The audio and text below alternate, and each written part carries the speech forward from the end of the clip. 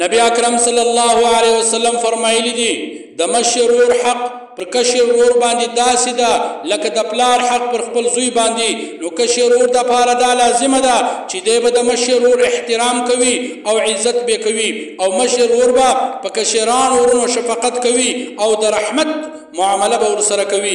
رسول الله صلی الله علیه وسلم فرمایي حق کبیر الاخوة على صغیرهم حق الوالد على ولده.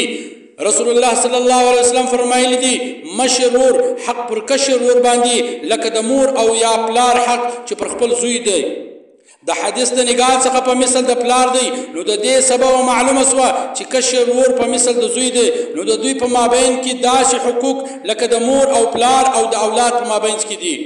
دغه رنګه مشر خور او کشر خور ته فکر کول پکار دي. که چیرې کشر ورور د مشر ورور عزت ونه کړي، نو تر داسې کم کشر ورور ده هغه به د ده عزت نه کوي. که چا د پلار عزت نه کوي، نو د ده اولاد به د ده عزت نه کوي. باید موږ او تاسې د مور او پلار او مشر ورور عزت وکړو.